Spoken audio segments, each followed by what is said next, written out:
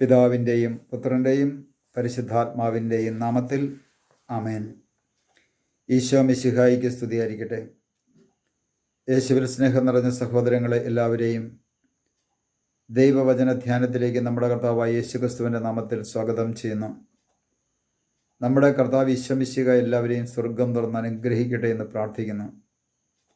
പ്രിയ സഹോദരങ്ങളെ, നമുക്ക് കർത്താവിൻ്റെ തിരുവചനം നമുക്ക് ധ്യാനിക്കാം. ദൈവത്തിൻ്റെ പരിശുദ്ധാത്മാവിനെ കുറിച്ച് നമ്മൾ ചിന്തിക്കുമ്പോൾ, പ്രിയ സഹോദരങ്ങളെ, വിശുദ്ധ ഗ്രന്ഥം ആരംഭിക്കുന്നത് പോലും എങ്ങനെയാണ്? ഉൽപ്പത്തിയുടെ പുസ്തകം ആരംഭിക്കുമ്പോൾ പോലും ഈ പരിശുദ്ധാത്മാവിൻ്റെ പ്രവർത്തനം നമുക്ക് അവിടെ കാണുവാൻ സാധിക്കും. ഇവിടെ നമുക്ക് വചനത്തിൽ പറയുകയാണ്, ആദിയിൽ ദൈവം ആകാശവും ഭൂമിയും സൃഷ്ടിച്ചു. ഭൂമി രൂപരഹിതവും ശൂന്യവുമായിരുന്നു. ആഴത്തിൻ്റെ മുകളിൽ അന്ധകാരം നിറഞ്ഞു നിന്നു. ദൈവത്തിൻ്റെ ചൈതന്യം അതിന് മുകളിൽ ചലിച്ചുകൊണ്ടിരുന്നു. ദൈവം അരുളി ചെയ്ത് വെളിച്ചമുണ്ടാകട്ടെ. വെളിച്ചമുണ്ടായി. വെളിച്ചത്തിന് പകലെന്നും ഇരുട്ടിന് രാത്രിയെന്നും പേരിട്ടു. സന്ധ്യയായി പ്രഭാതമായി ഒന്നാം ദിവസം. ഇവിടെ വചനം പറയുകയാണ്, ആദിയിൽ ദൈവം ആകാശവും ഭൂമിയും സൃഷ്ടിച്ചപ്പോൾ ഭൂമി രൂപരഹിതമായിരുന്നു, ശൂന്യമായിരുന്നു, പാഴായതായിരുന്നു, ക്രമരഹിതമായിരുന്നു. ഈ മേഖലയെല്ലാം നമുക്ക് ചിന്തിക്കാം. ഭൂമി രൂപരഹിതം. ഇന്ന് നമ്മൾ ഭൂമിയിലേക്ക് നോക്കിയാൽ കാണുന്ന ഈ രൂപങ്ങളൊന്നും അന്നില്ല എന്ന് ദൈവത്തിൻ്റെ പരിശുദ്ധാത്മാവ് നമ്മളെ ഓർമ്മിപ്പിക്കുക. ഈ രൂപരഹിതമായി കിടന്ന, ക്രമരഹിതമായി കിടന്ന, പാഴായി കിടന്ന ഈ രൂപരഹിതമായ അവസ്ഥയുടെ മുകളിൽ അന്ധകാരം നിറഞ്ഞു നിന്നിരുന്നു. ദൈവത്തിൻ്റെ ചൈതന്യം അതിനു മുകളിൽ ചലിച്ചുകൊണ്ടിരുന്നു. അപ്പോൾ എവിടെയെല്ലാം രൂപരഹിതമായ അവസ്ഥയുണ്ടോ അവിടെ അന്ധകാരത്തിൻ്റെ പ്രവർത്തനമുണ്ട്. എവിടെയെല്ലാം ക്രമരഹിതമായ അവസ്ഥകളുണ്ടോ അവിടെയും അന്ധകാരത്തിൻ്റെ ഒരു പ്രവർത്തനമുണ്ട്. എവിടെയെല്ലാം ഫലമില്ലാതെ പാഴായി കിടക്കുന്ന അവസ്ഥകളുണ്ടോ അവിടെയും അന്ധകാരത്തിൻ്റെ പ്രവർത്തനമുണ്ട്. ഒരു മനുഷ്യൻ്റെ മനസ്സിൽ പാഴായി കിടക്കുന്ന അവസ്ഥ, ഫലമില്ലാതെ പാഴായി കിടക്കുന്ന അവസ്ഥയാണെങ്കിൽ ആ മനുഷ്യൻ്റെ മനസ്സിൽ ഒരു അന്ധകാരം നിലനിൽക്കുന്നുണ്ട്.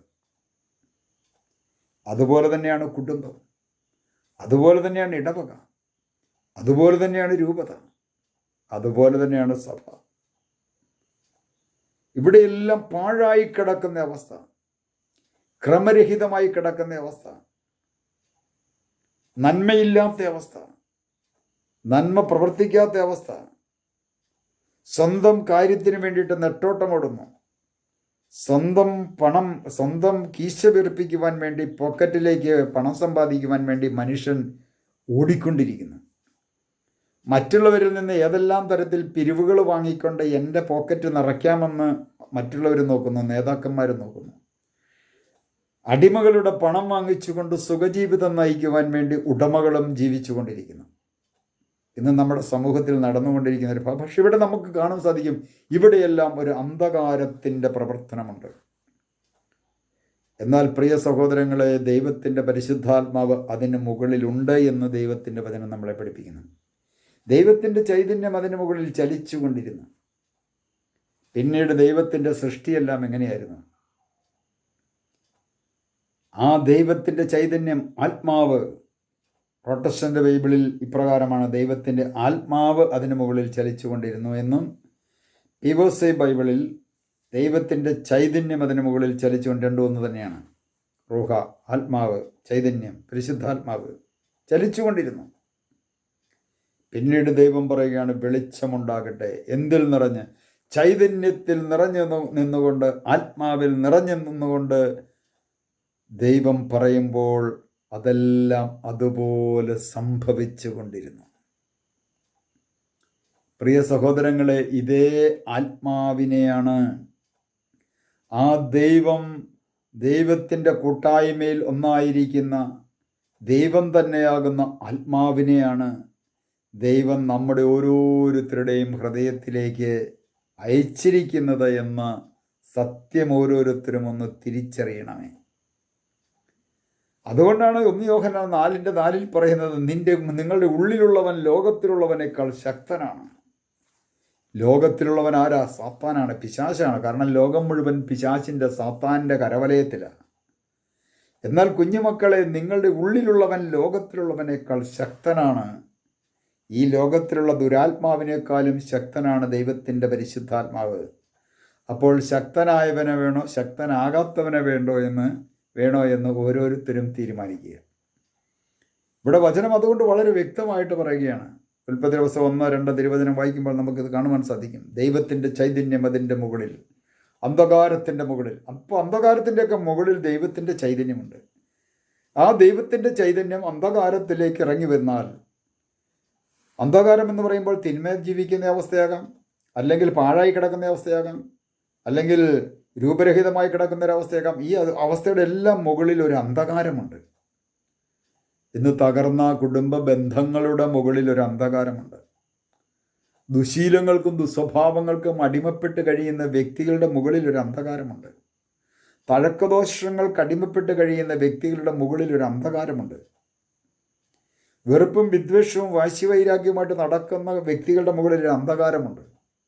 ബ്ലേഡ് പണിയായിട്ട് നടക്കുന്ന വ്യക്തികളുടെ മുകളിൽ ഒരു അന്ധകാരമുണ്ട്. ഏതൊക്കെ നന്മ ചെയ്താലും അതിനെല്ലാം വിമർശിച്ചുകൊണ്ട് കുറ്റവും പറഞ്ഞുകൊണ്ട് നടക്കുന്ന വ്യക്തിയുടെ മുകളിലൊരു അന്ധകാരം നിറഞ്ഞു നിൽപ്പുണ്ട്. ഈ അന്ധകാരത്തിലേക്ക് ദൈവത്തിൻ്റെ പരിശുദ്ധാത്മാവ് കടന്നു വരുമ്പോൾ മാത്രമേ ഈ അന്ധകാരം മാറി അവിടെ ഒരു പ്രകാശമായി മാറ്റപ്പെടുകയുള്ളൂ. ആയതിനാൽ പ്രിയ സഹോദരങ്ങളെ, നമ്മൾ ഓരോരുത്തരും ഒന്ന് ചിന്തിക്കണമേ. ഒരുപക്ഷെ നമ്മുടെ ഓരോരുത്തരുടെയും വ്യക്തി ജീവിതത്തിലും കുടുംബത്തിലുമെല്ലാം ചില അന്ധകാരങ്ങൾ നിറഞ്ഞു നിൽപ്പുണ്ട്. ഈ അന്ധകാരത്തിൽ നിന്ന് മോചനം നൽകുവാൻ ഈശോ നമുക്ക് നൽകിയതാണ് ദൈവത്തിൻ്റെ പരിശുദ്ധാത്മാവ്. നമുക്കൊരു നിമിഷം ഈശോയുടെ പ്രാർത്ഥിക്കാം. കർത്താവ് ഈശോയെ, അവിടുത്തെ തിരുവചനം ഞങ്ങൾ ഓർക്കുന്നു. ഭൂമി രൂപരഹിതമായിരുന്നു, ശൂന്യമായിരുന്നു. ആഴത്തിൻ്റെ മുകളിൽ അന്ധകാരം നിറഞ്ഞു നിന്നിരുന്നു. അതിൻ്റെ മുകളിൽ ദൈവത്തിൻ്റെ ചൈതന്യം നിറഞ്ഞു നിന്നിരുന്നു. കർത്താവേ, ഇന്ന് ഞങ്ങളുടെ ചുറ്റും ഞങ്ങളുടെ ഹൃദയത്തിലുമെല്ലാം അവിടുത്തെ ചൈതന്യം നിറഞ്ഞു നിൽക്കുന്നുവെന്ന് ഞങ്ങൾ തിരിച്ചറിയുന്നു.